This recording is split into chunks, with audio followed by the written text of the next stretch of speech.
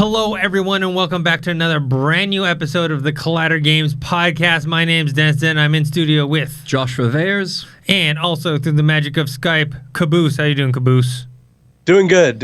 Again, I was saying right before we went live, I'm on the tail end of a cold, so if I sound a little weird, I apologize. See, we appreciate you coming on board, just even powering through your sickness to talk games. Yes. Like I said, we mentioned like a week or two ago, things are starting to heat up. Now we're getting into the prime video game season. Today, a very big game dropped, Death Stranding. Mm-hmm. We had posted a review, me, Nick, and Tom, who, if you guys aren't familiar, Nick is actually one of the developers here at Collider. He's working on a bunch of things that we're doing, one of them being Twin Peaks VR. Tom is a writer for the Collider.com website, and he reviewed the game for the website, so we had a video review if you guys want to check that out. But came out late last night. Have either one of you guys played it yet? I never got the code. And I'll be honest, I don't think I'm leaning towards buying the game. I am unfortunately in the same boat. It's just not. It doesn't look like it's going to be the kind of thing that I would enjoy at full price. Because I think you said it best to me a couple weeks ago, or like a week or two ago. It's more of an experience, like you said. And I'd love to have the experience, but not for $60. Yeah.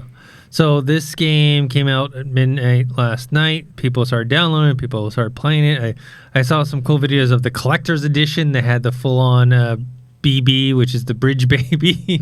Yes. That's crazy. That was kind of cool. But, you know, this game, like we mentioned before,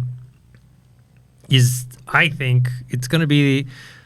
People are saying the most divisive game of the year. I'm like, that's for sure. This is definitely going to be... I think it's one of the most divisive game in years. Like, this is a game that was highly hyped from a legendary creator, Hideo Kojima. Yeah, and then you have you have these people. You know, I was quite surprised because when we did our video, right, we hadn't seen what anyone else said. We just told people how we felt about the game. Yeah. And we were very truthful. I think all three of us were not very high on it. We talked about the good things, which were the visuals and the story, atmosphere, graphics, sound, music, all that stuff. But all of us kind of agreed that it really wasn't that fun to play. And you're kind of, and then we were very surprised because then later we saw a few reviews that echoed our sentiments, but then we saw some that were like 10 out of 10, 9 out of 10, you know what I mean? Hideo Kojima, can't go wrong. But so far, at least what I've been seeing is most of the users are coming more down on our side. Yeah, the user score is not looking good. It's like 6 point something. Yeah, and I think it's going to get worse in the coming weeks. Right now on Metacritic, so it's sitting at 597 positive reviews, 45 mixed reviews, and 501 negative reviews with a user score of 6.4. That is very divisive. Yeah. Yeah, it's one of those things where, you know, and I'm not knocking the people who like it and really like, you know, whatever. I'm just saying, like, when I started playing, I was like, this is not going to translate well over to certain gamers. Yeah, exactly. They're used to a certain playway. Yeah, it's weird. It feels like this is like art house film, if you will. Yeah. Where there's that genre of film that anybody who's really into film would be like, oh my god, this stuff is amazing. You know, for instance, you look at something like The Lighthouse. Any general audience member is going to go and see that movie and be like, what? You know? Exactly, and I don't know if it's that exact translation with Death Stranding. I feel like there are a lot of general consumers who may find some enjoyment in this game, but it's just from what I can tell, honestly, everything I was worrying about for this game seems to be the biggest complaint. Even in the good reviews, people are saying, yeah, the gameplay's not so good, but the story is amazing. And that's kind of what I thought going in. Like, everything that I was seeing for Death Stranding, especially when they first showed the gameplay, I was like, you know, that doesn't look too good. But I mean, like, the story's probably going to be great because it's Kojima. And now, you know, Kojima's saying that him and his studio, they're eventually going to make movies. And it's like, maybe that's what they should have just done. You know, maybe they should have just made a film at this point. You know, that would have been. I think that would have been better, or a series. Cause, I mean, it's a big game, so because there's just no doubt been better. Yeah. There's just no doubt that Kojima is a masterclass storyteller. Like, the guy knows how to tell a good story. He's done it with Metal Gear. It's just I'm not entirely sure if the gameplay's up to snuff. And that I haven't played the game, so I can't provide a fully educated opinion. I'm just going off of what I see in the reviews. And maybe I should buy the game and just play it for myself to get my own opinion on it. It's just everything I was worrying about this game seems to be the biggest complaint about it, and that's the gameplay is not very fun. Yeah, and the thing is, and I mentioned this, I think, on the review, is that, you know, Red Dead Redemption 2 was criticized for kind of a similar thing. Right. In terms of like, oh, well, it's kind of more story than gameplay, and the gameplay is not that different. This is miles away from what Red Dead 2. Red Dead had way more gameplay than this. Yes. So anyone, you know, knocking Red Dead for and I didn't, because I think it's a masterpiece, and I thought it was a great balance between the two for me personally. But Rockstar has always been very good at that, to be fair. There's no way anyone can come away and say there's more to do in Death Stranding than Red Dead. So Dennis, let me ask you, because you've played both, so you can answer me this question. Because the reason that I don't agree when people say that about Red Dead is, in Red Dead, at any time, I can just be like, you know what? I don't want to do the story. I want to go rob a convenience store and have fun. I can do that at any time. Is there anything like that in Death Stranding? Is there any of that feeling of, this is my open world, this is my sandbox to do whatever I so please? Yes and no. Okay. Meaning the side quests are just more deliveries. Oh yeah. So basically you have to deliver this cargo for story reasons to different locations. And that is the main gameplay, and that's the thing that people have issues with, including myself. It's a walking simulator. I mean, there's variation in terms of, you know, you can get different vehicles, you can get, you know, different weapons, like you throw the grenades, you have this gun, but it's not, the gun isn't like the typical, like, you know, bang, bang, bang, shoot a bunch of people. So there are these different things, and there's side missions to deliver stuff to other locations, you know, but it's not like... Yeah, it's linear in that path, I'd imagine. It's weird. It's this open world that doesn't feel very open. Sure, if you want to, you can go to other places. But you're probably not going to find anything. But there's no like people to talk to. There's no, you know what I mean? Your interactions with NPCs are very limited, and you know what I mean? It's actually a very linear game put in this open world. So it kind of reminds me of a game called Firewatch, if you guys have ever heard of that or played that, which was it was an indie game where essentially you are a park ranger, and it's the only mechanic is really walking around, but you're uncovering the story and experiencing the story that way. So I mean, the stories, you know, and the characters and graphics, all that stuff is great. It's just, I just don't see, and I wonder what the kind of the fallout for this type of game will be, right? Something very, very hype, something involving, you know, you're talking about very well-known actors / personalities in Norman Reedus, Lea Seydoux, Guillermo del Toro, Nicholas Winding, you know, this is high-profile type of stuff. And it's the first thing that their production company is coming out with, so this is going to affect their shares and stocks for sure. But, I mean, so far it's indecisive, so I don't know. I guess we'll see what the sales numbers are like in terms of how many people are buying this game. It is just really interesting. And you know what? I'm kind of happy that PlayStation fans, in all of their years of anything that comes from PlayStation is nothing short of incredible, are saying, you know what, like, this isn't that great. I'm glad that this game came out and nobody was wearing the rose-tinted glasses. Nobody was just saying it was great because of the sake of it being Hideo Kojima, it being a PlayStation exclusive. I think I got to experience it for myself. You know, the more that I talk about its divisiveness, the more that I actually do want to play it, which is weird for me. You should at least. The thing is like, what happens is, I think from what I've been reading and from Nick and Tom here, like, about 30-40 hour game experience. I've played about 8 hours.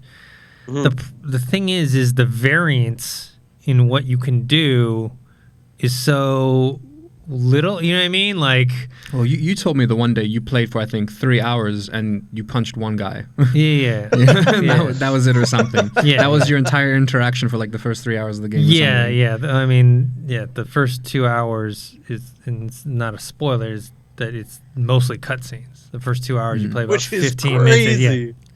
And that's why, it works as a story. Like, just give me that as a television series. Exactly, yeah. Break it up into hour-long segments. I don't really know if you need the gameplay there. So this is one of those content creators. Sorry to cut you off, but those content creators that make those videos of certain so-and-so game all cutscenes probably had a field day. I was about to bring that up. That was literally the thing I was about to say. I was like, this is one of those things where I'm going to see millions of views on YouTube for someone who's compiled the movie, Death Stranding the movie. No one's going to buy the game. Everyone's just going to go on YouTube and watch the movie. Yeah. 100%. I mean, what do you guys think this will ultimately end up doing, let's say, for Hideo, for Sony, for PlayStation 4? What's going to be kind of... I don't think it's going to affect Sony too much. Yeah, because they have so many other exclusives. Yeah, I mean, it's definitely going to affect Hideo Kojima's brand and his name.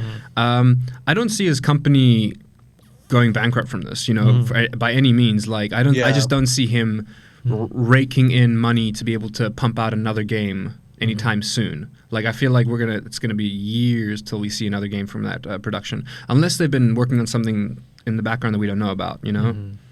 Yeah. It's difficult to think, because I also often wonder, like, what did the cancellation of Silent Hills have any impact on the creation of this game?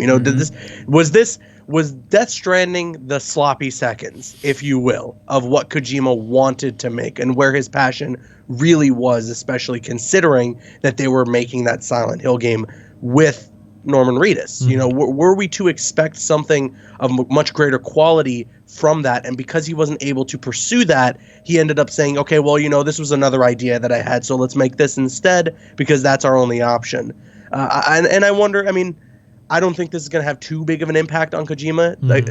Like I said, every review, for the most part, is saying that from a storytelling standpoint, this game is incredible. Like, the game tells a really good story. There's some great metaphors in there, and there's a nice, there's a nice outlook on society, if you will, and people and social media and all that stuff. So that stuff sounds like it's all intact there, and that Kojima delivered on that front. It's just from a gameplay standpoint, it looks like it doesn't hold up. So I don't see this affecting him too much. But yeah, just like Josh said, we're not going to see another game from Kojima for a long while now. So we're just going to have to wait and see what his next product ends up being. And I think you will have, especially from the more casual fans, more of a hesitation or yes. A little... I can actually almost see it doing kind of well for casual fans, for casual gamers, because of the lack of gameplay. Like, it's a lot easier for any. But no, the thing is, it's hard. No, but it's hard. It's hard. That's the look. This is the walking is hard. Yes. Oh wow. That is the thing. So you think, okay, you're just walking to it's easy. You're gonna balance the things. Yes. Oh my god. So it's tedious. Yes. Very tedious. Oh wow. Yes. Because I've seen, so you have to balance the items on your back. Yes. You can't drop or damage packages. Yes. There seems to be a lot in there, which I don't mind. Red Dead, if we're going to go back to that, Red Dead 2 had a lot of taking care of yourself and making sure that your horse is clean and all that fun stuff.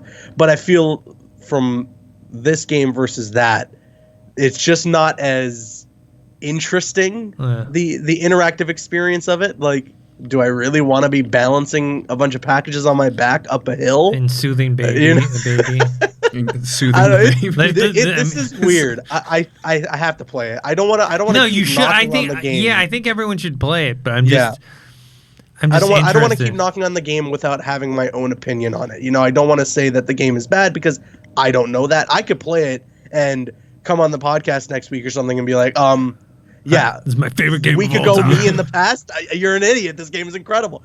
I'll put money that you will not be saying that. I'll be putting money on that. Well, we'll see. I can see. I'm gonna have to get my hands on it. I can see how this game could do well with certain people because there was a discussion I was having yesterday with a friend, which is we're getting less and less fun games. And more like suspenseful games, horror. I mean, there is fun in the suspense, and there's fun in the horror, and there's fun in the action. But there are less games that are just I think of platformers that are just straight up fun. You know what I mean? Like you're not going to be stressed out trying to sneak around certain things. There's just straight up fun gameplay mechanics, and we're getting less of that. But this one is taking it to a different degree though, because it's mostly just stress. Oh wow, yeah, because you're I gotta balance this thing. But that's like Souls. Souls is mostly stress. For me, playing Dark Souls is the most stressful experience I've ever had in my life. But is there catharsis in that though? Because you're actually doing something. There's no catharsis in this other than when you drop off a package. I was about to say, I put myself through that stress for when I do beat the boss, and I have that moment of where I'm crying, where I'm I've earned this. I fucking earned this. But in fairness, it's true, Conan O'Brien is in it, and you can wear an otter costume. You can wear an otter costume. So I think it's a 10 out of 10. And swim like an otter when you wear the suit. All right. So some of the other big news that happened this week. Well, actually, this happened. We taped our last week's episode with Markiplier, and we actually taped that on Thursday. Awesome. And so we actually missed the news that happened on Friday. And one of the big things was that Overwatch 2 was announced at BlizzCon. They, released a trailer, a gameplay trailer, I think a cinematic trailer, and also kind of detailed, there's going to be new story missions. There's a Toronto map. Oh, is there? Okay, there is. The main character. It's cool. The main character of the story is Canadian. Nice. Yes. Yeah. Which is awesome. There's going to be a new PvP mode called Push. There's going to be new maps, multiple new heroes. I wish Dorian was on because he's the big Overwatch player. Do either one of you guys play Overwatch? I played some of Overwatch 1, but I can see myself playing Overwatch 2 more. It wasn't really my cup of tea for the third person. I don't enjoy third person shooters in a competitive realm. You mean first person? Or isn't it third person? Yeah, it is third person. Yeah, I was gonna say I don't really enjoy third person games. No, it's first person. Oh, that's right. Yeah. No, first person. Then I have no excuse. I have literally Fortnite is third person. That's what I was. Oh wow! And I played a lot of that, so now I'm just looking like an ass. Yeah, no, I understand what you're saying though. I mean, I did play a lot of Overwatch. At a certain point in my gaming life. I was really into it, but then I sort of dropped off. I can't really remember when. It was around when they started releasing some of the newer characters when I stopped playing. But I still I liked this game. I thought it was a lot of fun. But the only thing I ever thought was missing was, man, there's every time they do this, they release these cool 8 to 10 minute trailers for a character on the roster. And it gives them a story, and there's information there and lore there that I feel like they could capitalize on, and I never wondered why they didn't. And that's the one thing missing from Overwatch, I think, is that there is a really cool story I feel to be told, and they're just not telling it when they could. So now they're saying Overwatch 2 will have PvE, and there will be stuff like that. I don't know if there's going to be a dedicated story mode, but I really hope so, because there's some really cool lore here that they should expand upon. Yeah, there's kind of a dedicated story mode where you're doing the hero missions, which will be story based. They'll have an intro and an outro. And I think those are four people teams playing doing the story missions, the hero missions. Right. So it's kind of what I do. First of all, my initial response to the Overwatch 2 trailer was why. Why have a sequel? And then I obviously did some research into it, and I was like, okay, it's really they've added so much. It's not like FIFA or any of the sport games where they're just releasing it with new textures, and it's slightly smoother. They've added so much different things. What I like as well is that it's from what I was reading up, you can Overwatch. If you have Overwatch and you don't, and you, in theory, by the looks of things, you can play with Overwatch 2 players as well on some of the old maps. They want everyone to.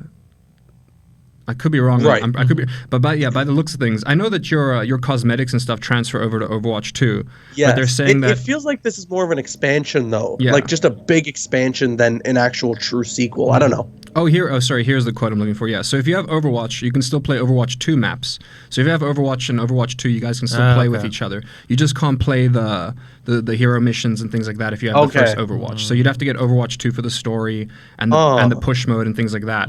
But yeah, for multiplayer, you can play Overwatch 2 maps are going to be available on Overwatch 1. Yeah, the 3 maps they announced: Toronto, Gothenburg, and Monte Carlo. Yeah. It's funny. The Toronto map has red maple trees, ice rinks, and a statue of a hockey player in Toronto. Yep. There is so Canadian. City Hall in there. Are they gonna drip just maple syrup like from?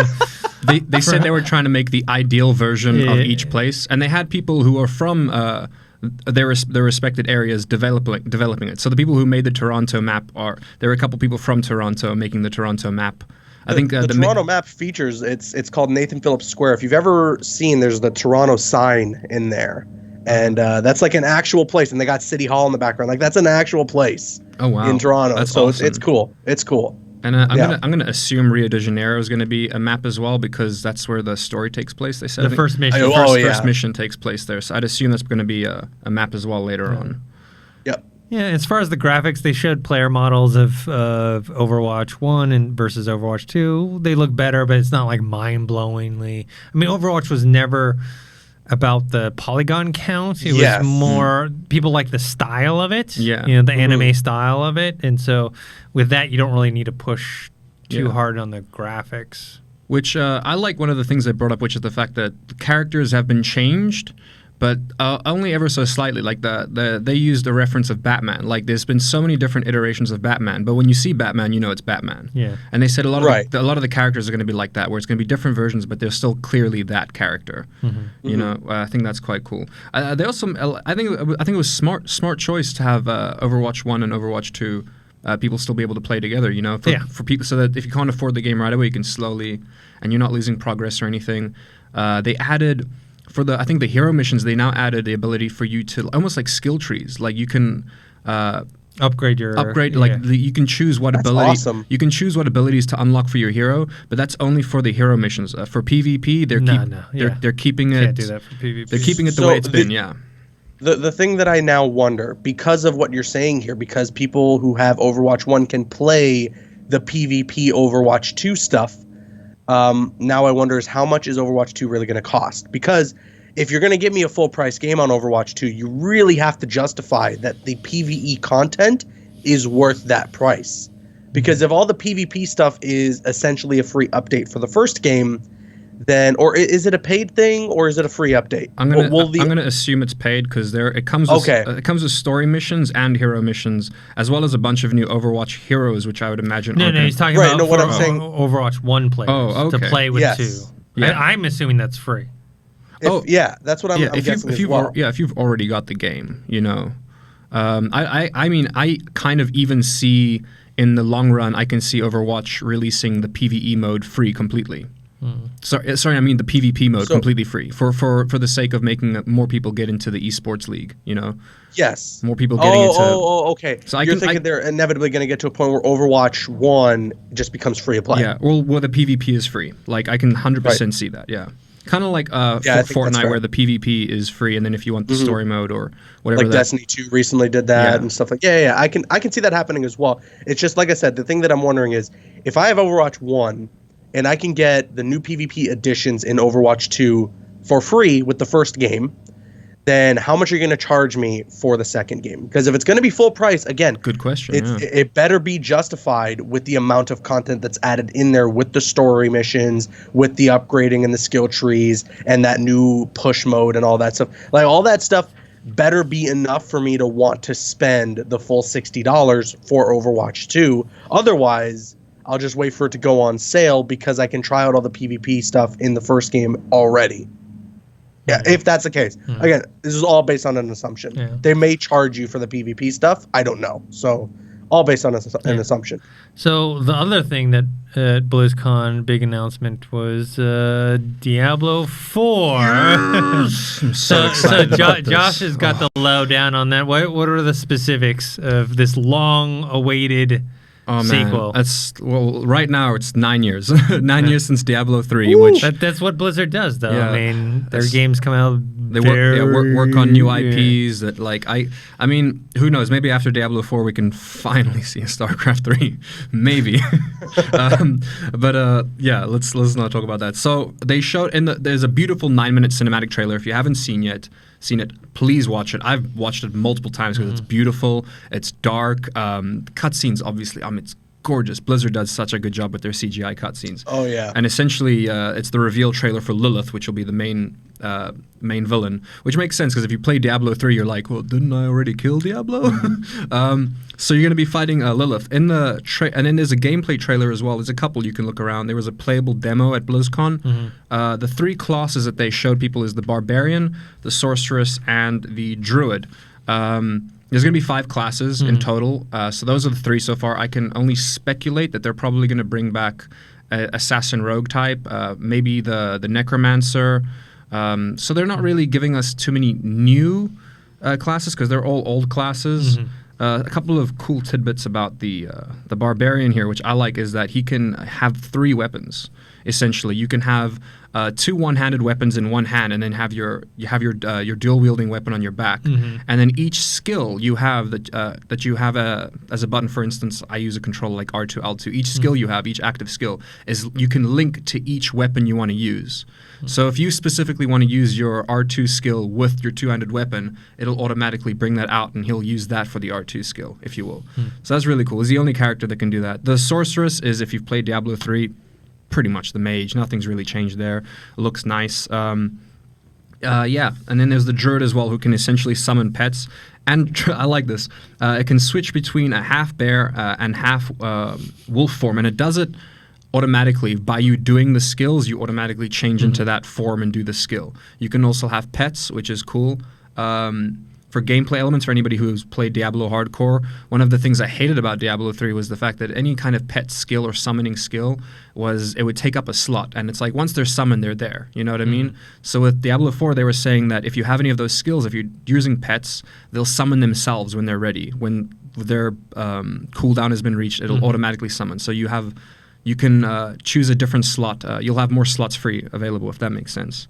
It's going to be huge. Open world, which I've for these types of games is kind of unheard of. So it's going to be big open world. I think. So what kind of locations? Okay, I'll be honest with you. I'm not a big Diablo player because to me they were just dungeon crawlers. Yeah, right. Essentially, I mean, it still is a dungeon crawler, but what do you mean by open world? See, that would get me more interested. If you're talking, what does that entail? Well, yeah. I see. So I haven't played the game and seen those things, but I would imagine that it's going to be open world in the sense of you're going to have your big open areas where there's going to be your monsters that you can slay as you're running around. But then obviously, same as Diablo 3, like they had those bigger open sections where you're walking around.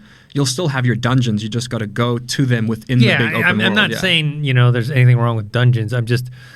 I remember the first game and they want to go less linear as well, which is quite cool. The first game was like straight up just dungeons and caverns and same, almost the same with Diablo 2, yeah. So for me, like I like games that have varied places that you can go to. I mean, like that's also my question. There is how different are the places going to be? Because I know with Diablo 3, the areas were like the first 2 places are essentially on Earth, and then the third place is, correct me if I'm wrong. The 4th place is heaven, I think. Or no, the 3rd place. No, the 3rd. All I know is they give you like these completely different areas, which is nice. With this one, we have 5 big areas. They're big. I wouldn't say completely open world, but they are going to be massive compared to the previous installments, which is nice. And then they're going to have towns, which are essentially social hubs. There's a lot of MMO aspects that they're putting in place here, where you can go to these social hubs, like Destiny, like a lot of those games, where you can meet other players, create friends, trade with them, maybe find potential party members, which is quite cool. They also added mounts to the game, which I mean, the open worlds have to be big for them to add mounts. But like I was saying earlier, I think that's also just another way of them they want to be making money off of this for years, and they even said so themselves that they want to be making money off of not just story expansions, but mainly customization things like skins and stuff like that. So I think the whole reason, so I think they added the mount just to sell you different skins for the mount. That's probably what it's there for. Yeah, I mean, Blizzard invests all this time into games because they're expecting a big return, and for people to play these games longer than just a year or 6 months, or you know what I mean, like the games that Blizzard comes out with, it's like, okay, you're gonna play this game for like at least 5 years or something, you know what I mean, so they need to make some way how to get their investment back. So that makes sense. Yeah. Well, here's to answer your question better. Here's a couple of things that are bringing up. So yeah, there's going to be 5 distinct regions to explore. They're all going to feature dynamic weather and day-night cycles, which is quite cool. And the open world is going to be shared, featuring over hundreds of towns that will tie in with social hubs spread throughout the regions, where players can meet each other to trade and form groups like I was saying. Mechanics-wise, for anybody who's listening in who has played Diablo 2, you'll be happy to know that they're bringing back the rune words, which is essentially replacing gems. If you played Diablo 3, they use gems in Diablo 3. Diablo 2, they use rune words. So Diablo 4, they're going back to using rune words, which I like. It's more customization, more strategy involved with how you do your skill trees and how you level up your character, which I think is quite cool. Nice. All right. When is the target date for? None. Target year? None. No target year. No nothing. Okay. But we assume they announcing it now. Same with Overwatch. Yeah. Same with Overwatch. There's just no details on. I'm assuming Overwatch will come out sometime next year. Oh, you know what? I did miss this, and this is something that I am looking forward to, is they added customization to your class. Whereas you've always had customization before, like you can change your armor to look a specific way, but now you can actually change your guy's face. You can actually customize their faces and make the base character model, customize it to your liking, which is nice. All right. Another game that I was excited to possibly hear about. We talked about this last week with Markiplier, which is Dragon Age 4. There was kind of a tease from BioWare that maybe we'll see another announcement on what day is it going to be. They said the 3rd, December the 3rd? December 4th. December 4th. They're calling Dragon 4 Age Day, basically Dragon Age Day. And that they tweeted out like, "Hey, today marks 10 years of Dragon Age. We're excited to join the community's party on December 4th and celebrate a decade together in the world all we love. See you on 12/4 for Dragon Age Day." So people are speculating, are they actually going to make an announcement, or they're just they're 100% going to make an announcement. It would be such a boring event if they didn't. I mean, they released that teaser last year, but it had nothing to do with the game. You know what I mean? Well, wasn't that like, because I know that they were essentially, well, Dragon Age 4 has been rebooted because the Dragon Age 4 that they wanted to do got canceled. So this is like, I guess, the reboot, if you will, of Dragon Age 4. They wanted to go with the more multiplayer approach, which I think like the Diablo. Now I'm going back now. The Dragon Age that they were working on before the time with the multiplayer functions that got canceled, I can see, because like I said, I played Dragon Age the other day, DragonAge Inquisition, and they added the multiplayer to that. So I can only imagine that that's what happened there. They were like, well, we've already worked on this multiplayer. Let's just port it into the old Dragon Age game. Nice. And the multiplayer is nice. So I think that a multiplayer Dragon Age game, a new one, would be great. Yeah, I mean, but there was a kind of a rumor going around that EA was not expecting to release Dragon Age 4 until 2022? Yeah, past at least. Or at least after 2022. Yeah, wow. March 2022. Yeah, after March 2022. So it'll be a while. So I'm excited. Dragon Age, I don't like it as much as Mass Effect, but it's up there, especially with Inquisition, which I thought was fantastic. I just can't believe it's been, I don't know why, but for some reason I thought the original Dragon Age came out more than 10 years ago. I'm trying to think. Yeah, it was. I mean, if it came out 2009, that makes sense. Yeah. I guess in my mind, for some reason, Dragon Age came out years before Diablo 3. I know Mass Effect was 2007, I think. That makes sense, yeah. I don't know. I thought it was like that era. Like I felt like 2007, 2008, but I guess 2009. Yeah, because Dragon Age came after Mass Effect for sure. Oh yeah, for sure. So I just wasn't sure if it was a year or two. So I guess 2 years. So 2007 Mass Effect, 2009. Yeah. Dragon Age. That makes sense. Yeah. Yeah. Man, yeah. Oh I've thoroughly enjoyed the 10 first years. Mass Effect. 10 years. And here we are, man, talking about it. Yeah. So I mean, to be fair, I was literally playing Dragon Age Inquisition a week ago. Nice. So hopefully we'll get some more news on December 4th. Witcher. That trailer dropped. Oh yeah. We were supposed to talk about it with Markiplier, but one, I hadn't seen it yet, and then we had gone off on a bunch of tangents. Yeah. We had more of like an interview with Mark. Yeah. So now that I've seen it, looks good. Yeah. It's coming out December 20th. You know, this is one of those things like, okay, I hope it hooks me straight from the beginning. You know what I mean? Because Same here. The problem with these type of shows is they look great, but if they don't grab you right from the start, then you're like, oh man, I gotta, because you're not really watching one episode, right? Yeah. You're watching however many they have, 8, 10, 12, 13 episodes. And so if they don't grab you right away, then you won't feel like I have to go watch the next one. I think they'll grab you on that first episode because I really hope so as well. From what I've heard, they're going for more of like a horror suspense feel. Yes, that's what I saw. Which is not what I was expecting, No. but it makes sense because the books have that kind of ominous feel to it, that kind of ominous suspenseful feel to it. So I like that. I think that's what's gonna. I think it'll get you in the first episode. Maybe not the first half of the first episode, but by the end of the first episode, it seems like the kind of show where it's like, I need to know more. I need answers. There's definitely a lot more magical, fantastical elements. Because remember the thing with Game of Thrones was they kind of tricked the casual fan into starting to watch because like they limited a lot of the magic and the fantasy. There's barely any in the first season. Yeah, other than the White Walker, like it's like okay, they talk about dragons. You don't see a dragon. There's no one really that has magic. You know what I mean? It's very rooted in realism, and then slowly they started to reveal some more, even towards the end. And this one's very fantasy. I mean, Witcher is very fantasy heavy. Yeah. The show looks very fantasy heavy too. I think Game of Thrones doing that and having already done that dirty work for general audiences, I think that's why a show like The Witcher is willing to just start taking those risks right away rather than needing to ease the general audience into it. They're like, listen, you guys watch Game of Thrones, you've seen the dragons, you've seen the crazy witch ladies, you've already experienced it all, so you shouldn't be too unfamiliar when we start to throw that at you within this first season. Honestly, that trailer blew me away. The only thing that's like, if I had to nitpick one thing is the wig is inconsistent. The wig is there are some times where it looks great, but there are some times where I'm like, that is a wig for sure. He bought that one at Party City.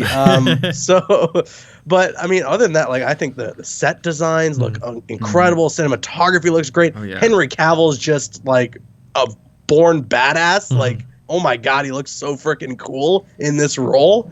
And that last shot when he's like, I mean, I haven't really played the games or read the books, so I apologize if I don't really know what's going on there. But the all black eyes and the crazy look on him, I thought that was awesome. I am in on this show.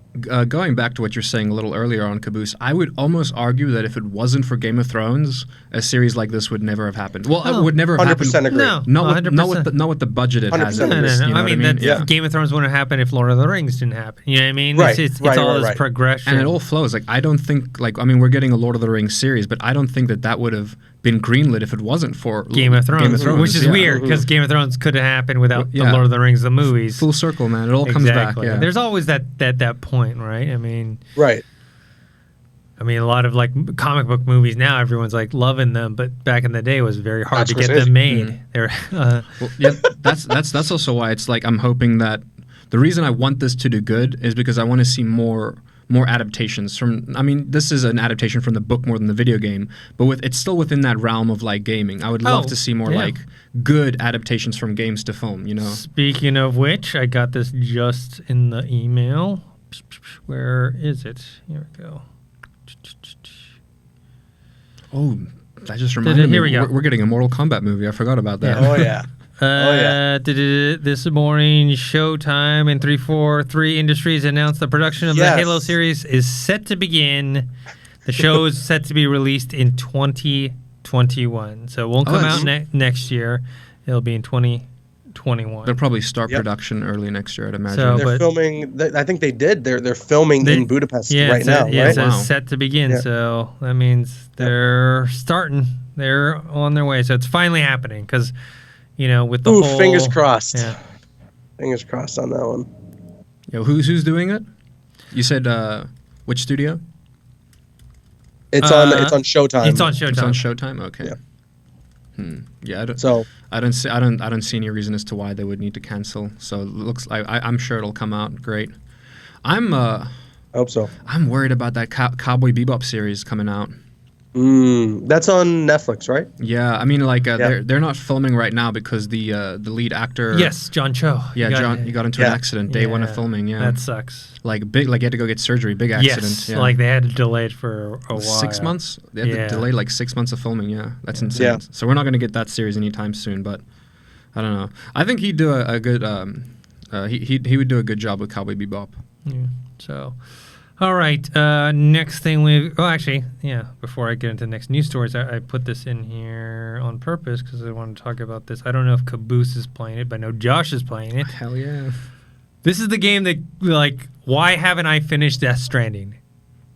2 reasons. One, like I mentioned in the review, the story is very compelling. I want to play it for the story, but the gameplay is not compelling to me. And then the second reason is Outer Worlds came out, and I'm having a blast playing that. Oh, I can't put it down. It's definitely brings me back to those Fallout days. Not only that, though, but now having played it some more and realizing, and we talked about this last week, it's not so much open world. It's like mini worlds like Mass Effect. Yeah. And I'm getting this Mass Effect feel from it, right? Because you're traveling from planet to planet, and you're there's a space station that you can hang out in. You can jump to this world and go.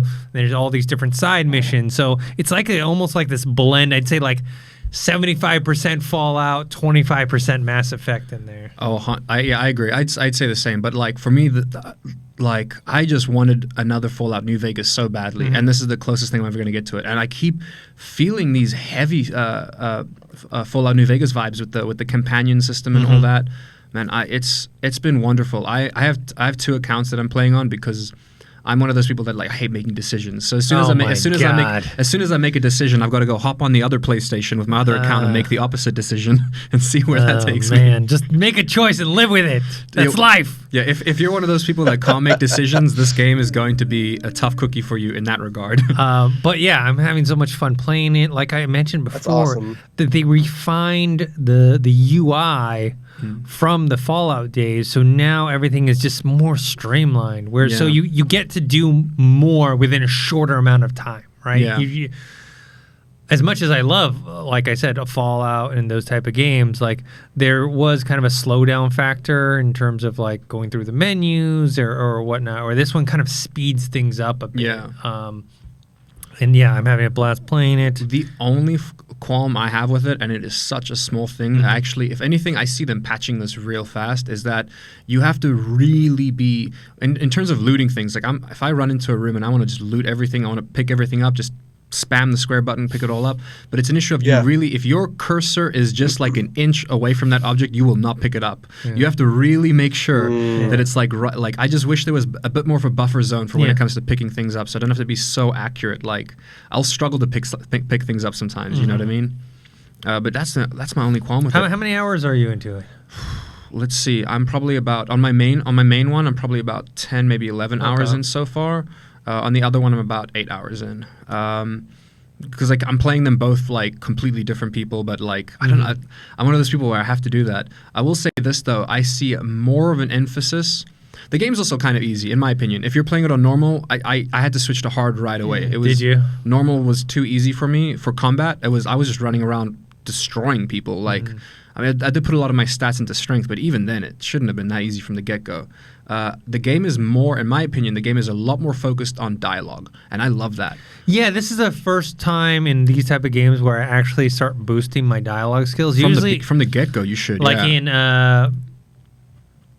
in all the Fallout games, like I would never boost my charisma / dialogue tree skills. And it's pivotal in this game. Yes. Like you have to, if you don't, it's like it puts you in some shitty situations, man. But I like it. Like I boosted my persuade from my other character to like, I think right now I'm only like level, I think 12 or 13, but my persuade is on like 75 or almost 80. I can walk up to people and just do whatever I want now and just talk to them. I can smooth talk my way into any situation. It's so much fun. It's great. I can essentially steal from anybody too now because I can just walk into their house, look them square in the face, steal their belongings, and they're like, "Hey, what are you doing?" And I'll just be like, "Oh, I was just leaving," and they're like, "Oh, fair enough," because my persuade is so high. Nice. But yeah, I'm really enjoying that. We have Jedi Fallen Order coming out next week. I think it's going to do very well. Genuinely. Josh got the review code. Download it now as we speak. Yeah. I got a review code? Yeah. God, can I just going back to Outer Worlds? See how happy I am right now. Can I just say how absurdly, like, how awesome it is that game is on Game Pass? Yes. Like, I will 100% be playing Outer Worlds at some point. Yeah. And the fact that I can go pick up Game Pass right now for $1 to get 1 month and play that game is nuts. Yeah. Like, that is ridiculous. And Gears 5. Like, those are both brand new games. And I think, isn't Fallout 4 and New Vegas on there as well? New Vegas is on there for sure. I know that. I don't know if Fallout 4 is. I know it was. Pretty sure it is. I know it was. Yeah. Well, if it was, then it probably still is. Yeah. So, I mean, there's so much value in Game Pass that I feel everyone is overlooking because of the stupid console war. Like, how much is it? If everyone just... It's like 15 or 10. It's a base price. Yeah. It's 10, If you want to get Game Pass Ultimate, where you get Xbox Live Gold and Game Pass, it's $15 a month. Whereas if you already have Gold, it's $10 a month. That makes sense. And I think they're still doing, I still think they're doing a deal where you can get the first month for $1. So if I wanted to, I could get Game Pass for $1, get that first month, play through Outer Worlds, play through Gears 5, and you know what? If I'm done with those games, I can cancel my subscription, and I'll have played 2 really good games for $1. For $1. Like, what? This is the future of gaming. Well, it's going to be the subscription-based system. I used to use PlayStation Now a lot when it first came out because when streaming video games was like a couple years ago, like the idea of streaming video games. I mean, it still blows my mind now, but back then it really blew my mind. The fact it still blows my mind. Like 2 or 3 years ago, I was streaming PS3 games. That blew my mind. But PlayStation Now was always $20 a month, and one day it dropped down to $10 a month, and I didn't know why, and now I know why. Yeah. Now I know why. So this kind of leads into the next topic I want to talk about because I think this Outer Worlds success, the critics are loving it. Oh yeah. The fans are loving it. We mentioned the whole Fallout 76 debacle, which now just kind of lessens them and makes Outer Worlds and Obsidian look great. Better, yeah. Look who else is the big winner from all this? Microsoft. Because they picked up this studio, and I don't know if it was something they saw in Outer Worlds or they just like Obsidian. Didn't they pick it off like it was during development or just after development they picked it up? It was like after... No. Before the game was released, but after it was made? It was right before they made either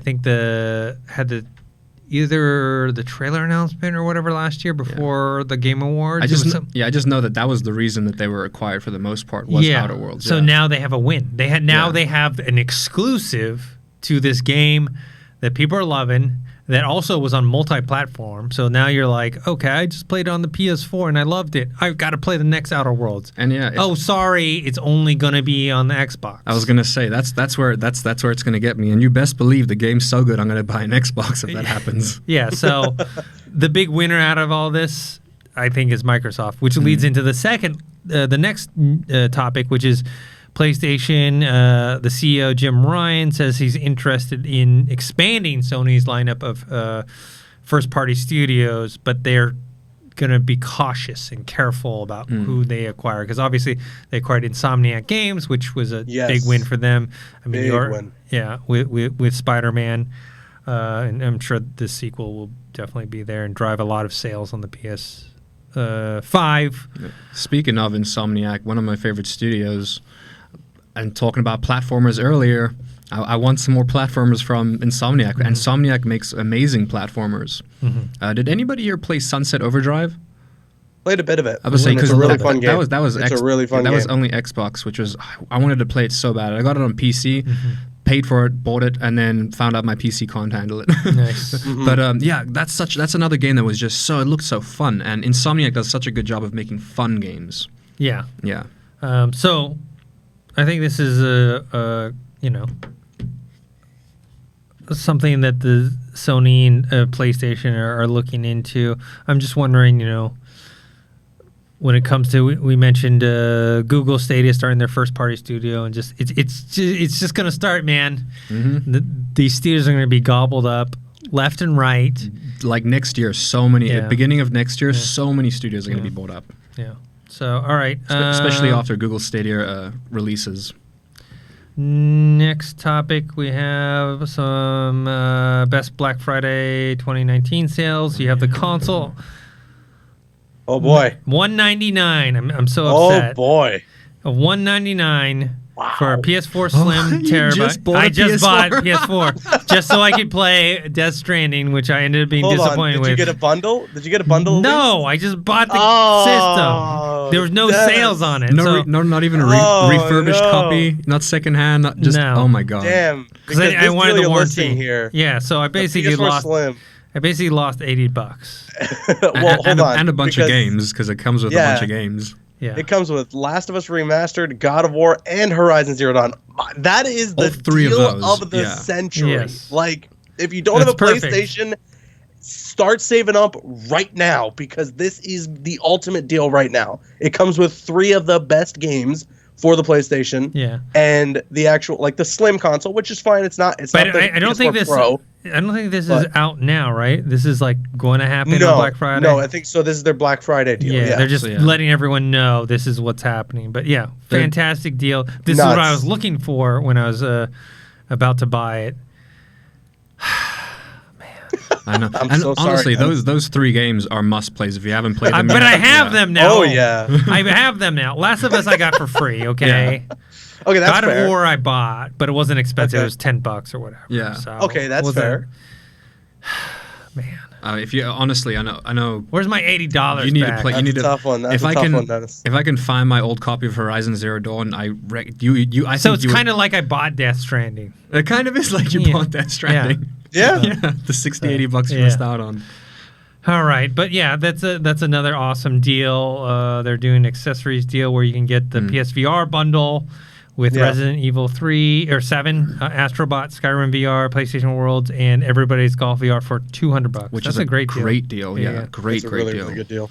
Some more Modern Warfare is going to be $40. Call of Duty, Days Gone, $20.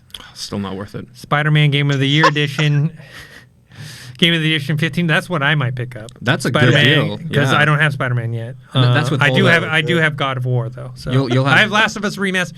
Look, I don't have time for all these games, all these TV shows, all these movies. Everyone needs to simmer down, right? Yeah, exactly. It's, that's why like when Last of Us Part 2 was like they're delaying. I'm like, yes, thank God. I was like the only person. Yes, they delayed it. I can play these other games first. Oh, that's great. I can finish Outer Worlds. Yeah, exactly. So there'll be plenty more deals. We'll talk about them. So as we wrap up this stuff, Caboose, what are you playing right now?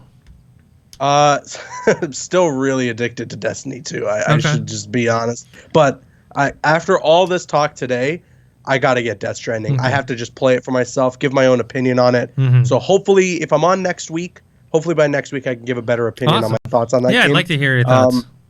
Yeah, and then I will get Game Pass really soon because I do want to play Outer Worlds as well. There's a couple of other games on Game Pass that I do got to play. Like they have Doom on there, and I got to play Doom. Oh, Doom's great, man. Obviously, they got games like Fallout New Vegas, and there's a lot to offer there on Game Pass. So I'm gonna get Game Pass soon so I can play some Outer Worlds and hopefully get an opinion on that as well. But I've just been really wrapped up in Destiny. Nice. Any Apex Legends Season 3 for you? A little bit here and there, sprinkling it in there. Not too much, but I'm playing it. Caboose, they added duos. Did you know that? Oh, really? Yeah, yesterday they dropped a duo mode. Is it permanent? I mean, I don't know if it's permanent, but you can play duos right now in Apex. I can't believe we didn't bring that up. Oh, that is awesome. That's a bit of a game changer because I'm always in like a 2-man party playing with a stranger. Very happy to have duos. Well, I've been wondering why they never just decided to add a solo duo mode just permanently to the game. You know, like why the hell not? I don't know. I'm excited for that. I guess some of the characters really rely on you having to be in a team, you know? Yes. Like Watson works a bit better when you're in a team. Lifeline works better when you're in a team, you know? Yeah. But yeah. All right. Well, give me a 4-team mode. I mean, let's try it out, you know? Nice. Interesting. So, Caboose, where can people find you? You can find me on Twitter and Instagram at CabooseEK. Josh? You guys can find me on Instagram at josh.toki and Twitch at josh_toki.